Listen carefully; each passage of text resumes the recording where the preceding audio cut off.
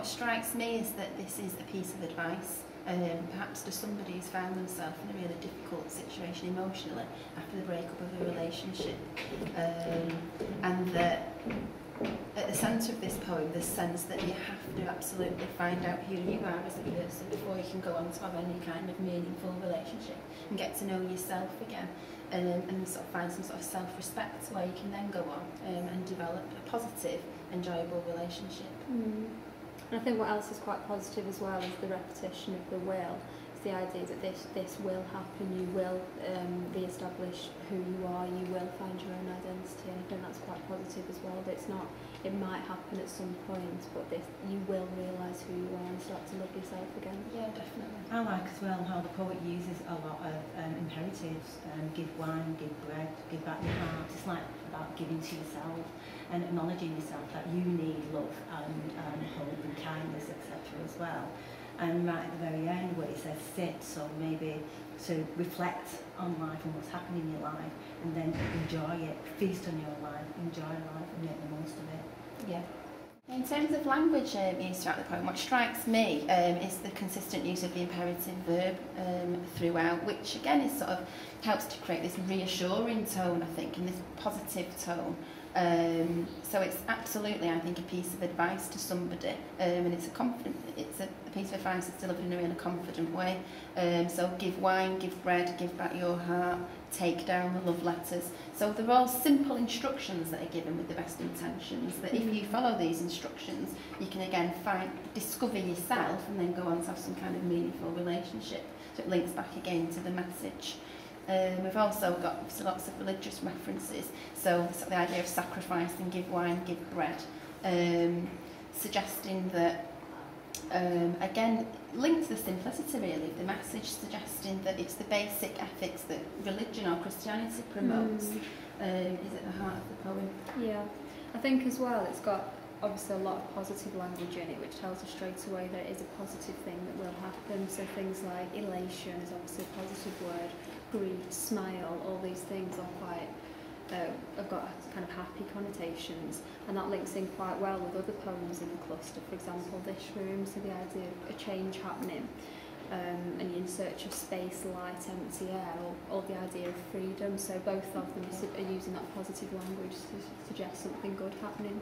I like on line 14 when it says peel your own image from the mirror, which is quite striking, quite unusual, and also it's suggesting that it's about reflection and looking at yourself and basically evaluating your life and not taking second best and going for what you want in your life. Yeah. And it's a very positive poem about doing the best you possibly can.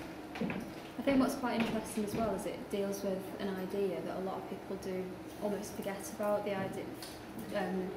idea of like someone who you ignored for another who knows you by heart. It's there that people do forget about themselves, don't they? Concentrate on their relationships with other people, and actually it does make you stop and think that the person who knows you best is yourself. Yeah, almost that you lose your sense of identity in the relationship, whether it's because you're trying to be the person that your partner wants you to be, or your identity gets lost along the way.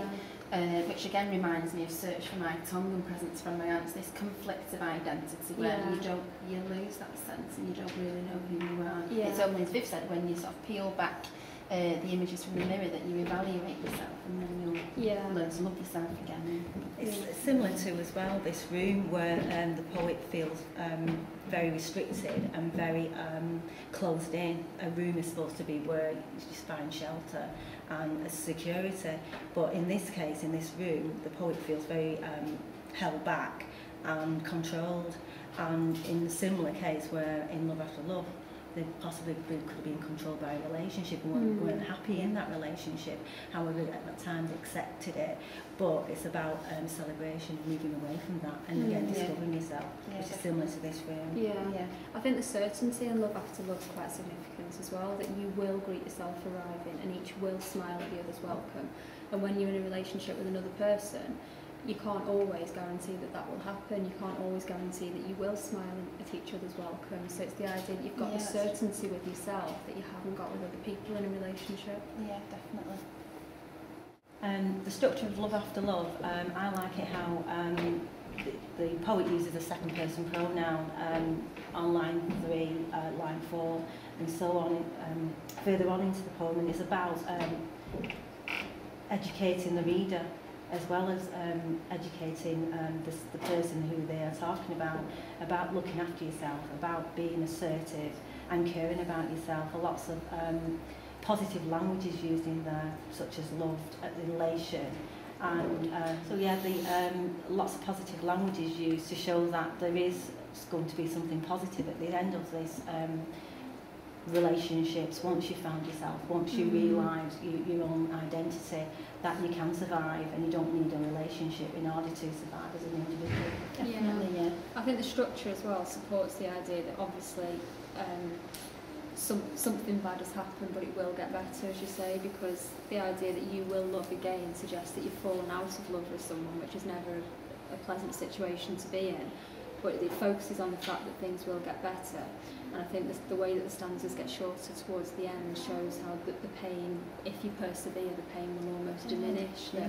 You've got some long lines that show that it will be a long process, but the pain will disappear with time if you persevere and work at it. Yeah, definitely. I always think what's interesting about the structure is this sense. I've already said it's maybe a piece of advice and it's written in the second person, but where you have the use of the full stops and the simple sentences, so the second stanza, and say, sit here, eat, and then similarly in the very last line, sit, feast on your life.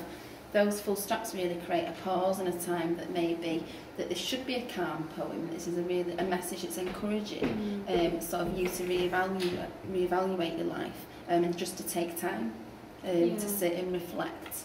And be calm about it. So the reader almost reflects with the with the full stops and the punctuation that's given, and it is a really direct message. But yeah, it does encourage you really to read it slowly in certain parts and to take the time and give yourself that time, which we all need day to day. Yeah, definitely. And the use of enjambment one as well, similar to in this room, it's either it's a flowing, the lines flow on one from each other. Which again I think helps to create this really calm, natural message really. I always feel the sense that after I've read it, it is a really positive message and it does encourage you to think about yourself more and give yourself that space and that time. Yeah, and the enjambment also supports the idea that it is an ongoing process, that this change won't happen overnight, it will take time, but you just need to keep working at it. Yeah. I think this poem's quite interesting in the way that it's actually quite different from a lot of other poems in the cluster, because if you think of poems like Search for My Tongue and Half Caste and Not My Business, Presents from Romance in Pakistan, a lot of them are focused on something that's happened in the poet's life, and they're almost talking us through their unhappiness with that situation, which in some of them, particularly Half Caste, becomes quite accusing. Even in Search for My Tongue, you ask me what I mean. But then when you get to Love After Love, there's no focus on the poet. It's all about the poet wanting to help us rather than reflecting on something that's happened in his life. Could well have happened in Derek Walcott's life, but it's more about giving us advice than it is commenting on something that they've experienced in the past, which I think is quite interesting. Yeah, and I think it's accessible to any reader as well. I think it's completely inclusive in that it's talking about a conflict within yourself that everybody, most people experience at some point in their life, whether it's a love that you experience within a family or a love from a partnership that you form. There's always going to be emotional conflict that you feel at some point, and I think it absolutely is. This message is appropriate to everybody, and anyone can take something away from this poem. And again, it is a really simple message, and it's one that, personally, after I've read it, it kind of reminds me again. It even reminds me at times to maybe, oh yeah, that's good to give yourself the time to think and to appreciate you as a person, rather than maybe trying to be the person that somebody else might want you to be. So yeah. I like this poem as well because again it relates to your identity, about yourself, which you can relate to this room. And quite a few of the poems in the cluster too, like Half Caste, Unrelated Incidents and Search for My Tongue, where it's about finding yourself and finding your identity, and it's a positive result as in this room, where some of the poems are quite negative. And this shows that as you persevere, you can get what you want in your life and celebrate your achievements in your life. Yeah. Which is almost a total opposite to Not My Business, which is someone not getting what they want in life and not being proactive.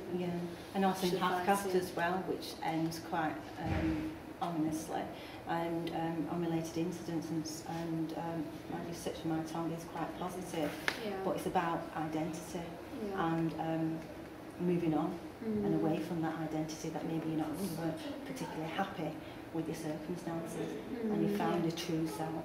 Yeah.